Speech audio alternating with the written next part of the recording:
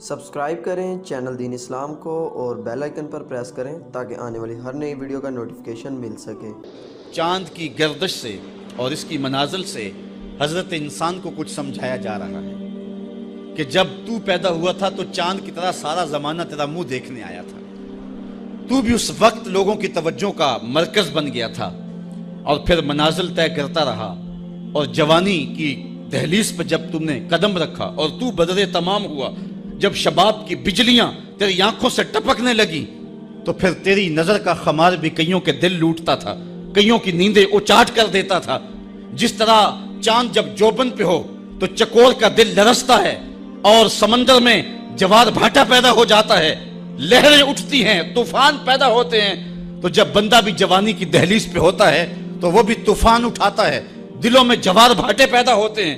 تو وہ لمحے بھی آئے کہ تو نے دلوں کی بستیاں اور دلوں کی دنیا پر ہلچل پیدا کر کے رکھ دی۔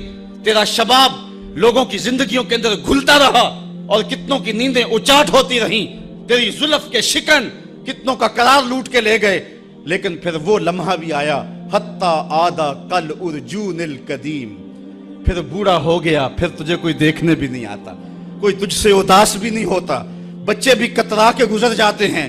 کہا انسان ذرا چاند کی منزلوں کو دیکھ، یہی چاند کتنا پیارا تھا اور آج اسی چاند کو کوئی دیکھتا بھی نہیں ہے۔ بچہ جب پیدا ہوتا ہے تو اس کی مسکراہٹ دل کھینچتی ہے، اور جب بوڑھا مسکراتا ہے تو اس وقت جو ہے لوگوں کی توجہ نہیں ہوتی۔ بچے کی زبان جو ہے وہ اڑ اڑ کے جب بولتا ہے تو اس کی توتلی زبان کا حسن دلوں میں نکھار پیدا کرتا ہے۔ ماں بھی بلہاری جاتی ہے، باپ بھی صدقے جاتا ہے، بہنیں بھی جو ہے وہ قربان جاتی ہیں، تو بچے کا ٹوٹا لہجہ اور توتلی زبان خوشیوں کی ایک لہر ہوتی ہے۔ لیکن جب بڑھاپے میں فالج کی وجہ سے زبان میں لکنت آ جائے، اب توتلا پن پیدا ہو جائے، اب زبان اٹکنے لگے تو بچے بھی مذاق اڑاتے ہیں۔ ایک لمحہ وہ تھا کہ زبان توتلی تھی تو حسن تھا، آج لمحہ وہ گیا کہ حتی آدھا کل ارجون القدیم، کھجور کی ٹہنی سے جب پھل توڑ لیا جائے اب اس ٹہنی کو کون پوچھتا ہے؟ جب تک پھل آیا نہیں تھا وہ ٹہنی اچھی لگتی تھی، مالی سنبھال کے رکھتا تھا، جڑوں کو بھی پانی دیتا تھا اور خیال کرتا تھا کہ کوئی ایسا نقصان نہ ہو کہ یہ پودا جو ہے وہ مرجھا جائے۔ پھر جوبن پہ آیا اور جب کھجوریں لگیں تو اس نے پھر رسیاں بھی باندھی اور کھجوروں کو سنبھالنے کے لیے سب کچھ کیا۔ پھر جس دن اس نے اس ڈال سے پھل کاٹ لیا، اب وہ کھجور اجڑ گئی، اب اس کی وہ ٹہنی بے توقیر ہو گئی۔ انسان کی زندگی کا جب شباب لٹ جاتا ہے اور بڑھاپے میں جب وہ کسی قابل نہیں رہ جاتا تو پھر اس کی بھی یہ مثال ہے، حتی آدھا کل ارجون القدیم، جیسے کھجور کی پرانی ڈال ہو۔ اپنی نظر اور شرمگاہ کی حفاظت کریں۔ اس دور کا سب سے بڑا فتنہ یہ ہے کہ نگاہیں پاک نہیں رہی، نگاہیں غلیظ اور گندی ہو گئی، شرمگاہوں میں وہ تقدس نہیں رہا ہے۔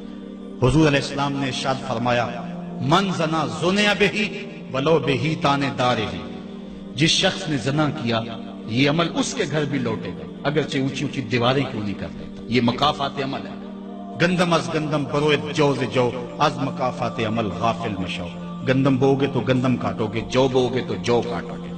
نظر کو تقدس دو، نظر کو پاکیزگی دو۔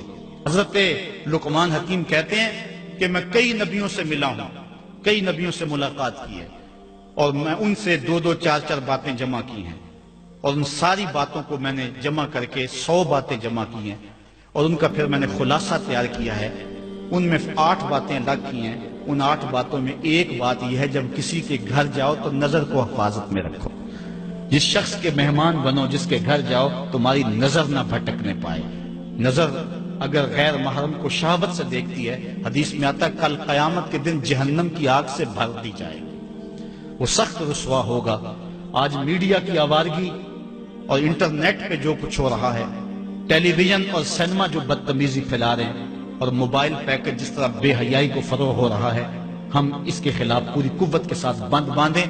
اپنی اولادوں کے ہاتھوں سے ناول چھین لو، ان کے ہاتھوں سے جو ہے وہ فلمیں چھین لو، ان کی خلوتوں پہ نظر رکھو اور ان کی حفاظت کرو۔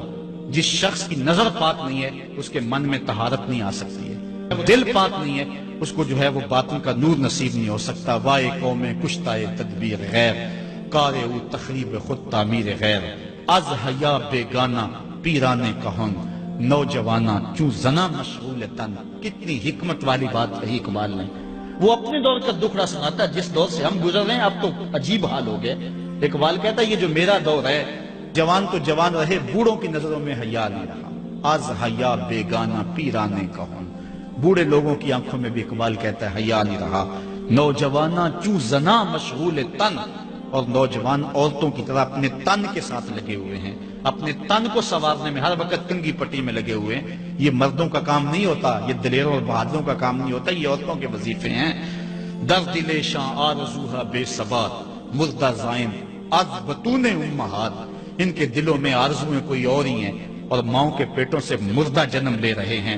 دخترانے او بزلف خود اسیر، شوخ چشموں خود نماؤ خردہ گیر، اور قوم کی بیٹیاں اپنی زلف کی خود قیدی ہو چکی ہیں اور ہر وقت جو ہے وہ اپنے آپ کو آئینے میں دیکھتی رہتی ہیں۔ ساختہ پرداختہ دل باختہ، ابروان مثل دو تیغے آختہ، وہ جو گھر کی رونق تھی، جو آبرو اور حیا کا دوسرا نام تھا، آج وہ دل پھینک قسم کی ہو گئی ہے۔ آہ قوم میں دل سے حق پرداختہ، مرد و مرگ خویش را نہ شناختہ۔ اقبال کہتا ہائے قوم کہ جو مر گئی اور اسے ابھی تک پتہ ہی نہیں چلا کہ میں مر چکی ہوں اور جینے کا سامان نہیں کرتی۔ حضور نے فرمایا ہر دین کی کوئی پہچان ہوتی ہے، میرے دین کی پہچان حیا ہے، اگر حیا نہیں ہے تو دین ہی نہیں ہے۔